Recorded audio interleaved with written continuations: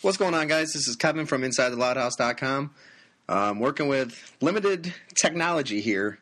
I'm actually not in Syracuse because I'm headed down to Louisville this weekend for the basketball game. But I want to share with you guys an interview that Jim Boeheim just did on the Doug Gottlieb show. This is as recent as 3:20 p.m. And they started off talking about just, how's your team doing, James Sutherland, little points there, here and there. But then it got interesting where Doug Gottlieb asked if Jim Boeheim was mad at him. And they got into an interesting discussion about Gottlieb's recent criticism of Boeheim. So here's the clip from the Doug Gottlieb show. Are you mad at me? Not at all. Not at all. Unless you think there's 30 great coaches and I'm not one of them, then I'd be mad at you. If you think there's a small number and you don't think I'm a great coach, it's okay. I don't like your criteria too much, but that's okay. What a player does in the NBA has nothing to do with his college coach at all, one way or the other. In fact, sometimes college coaches put guys in the NBA because they develop them that should never got there, and that coach is really a great coach. But I think a great coach or a good coach is determined based on what he does with his team, how they progress, what their development is, certainly how they develop as individual players during college. And, from that criteria, I was thinking about this morning. I think there's 4 or 5 unbelievable great young coaches. 2 of them were in USA Today, Brad Stevens and Shaka Smart. Mm-hmm. And, of course, we all know Mark Few. I can't even call Mark young anymore. He's not young. But and there's so many great coaches in college, but I think, it's just my opinion. And maybe it comes down to it's like the Bill Clinton. It depends on what your definition of is. It depends on what your definition of great is. Okay, let me ask you though, if you and you said if you judge based upon how your team is at the end of this year, your teams have seen great success in the Big East, and yet there have been. Is it 5 Elite Eights and a Final Four? How come the Final Fours have been a rarity? Three Final Fours, 5 Elite Eights.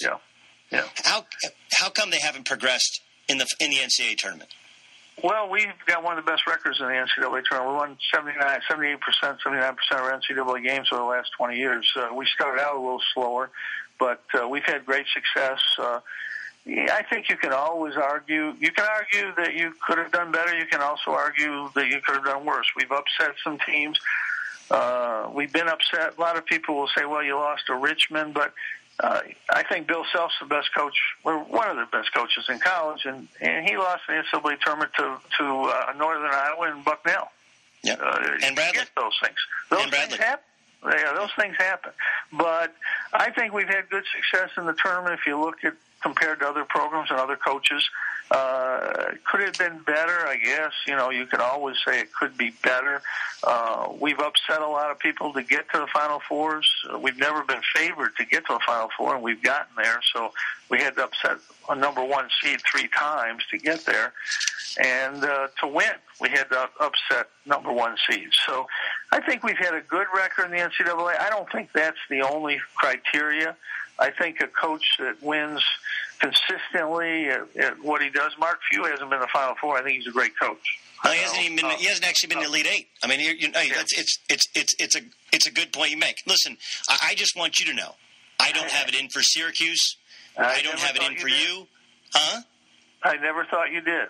I think I think you're knowledgeable. I think you're right an awful lot of the time, but I think sometimes you can be wrong. I remember last year you said our regular season schedule wasn't good, and as it turned out, at the end of the year, we beat NC State on the road. We beat Louisville on the road. One of them was the Elite Eight. The other one was a Final Four team. And we beat a few other good teams. So this is going into podcast. This is going into podcast length territory. I'll only point out when you beat NC State, they were not NC State at the end of the year. Oh, they were pretty good. They were pretty good. Coach, and Louisville was really good. They were very good, and they're very good this year, and best of luck against them this weekend. I always appreciate you coming on. Congratulations on 906. Hopefully you hit that 1,000 number sometime in the next couple of years. Thanks for joining us in the Doug Gottlieb Show. Thanks, Doug. I appreciate it. Jim Boeheim, Hall of Fame head coach at Syracuse. And for those of you who haven't heard this show before, just so you know, like from the guy I played for to Boeheim to any other coach, I'll stand by my opinion. I'm willing to be told that I'm wrong, and we can agree to disagree. But I will never duck away from a supposed controversy. And it's like my producer Adam Klug asked me, you've been critical of Jim Boeheim in the past. Saying somebody is very, very good, but I have a different ceiling and a different criteria for great is not necessarily being critical. It's just the definition of what makes a great coach and what makes a great program. Syracuse, clearly a great program. Your thoughts always welcome at Gottlieb Show. So there you have it. There's the one and only Doug Gottlieb. I think it's interesting that I never realized Syracuse had won 79% of their tournament games. So that really kind of throws that argument that he's always had out the window. And another thing is, I've always said this about him. He is very good at making himself not sound like as much of a clown on the radio compared to when you read what he writes.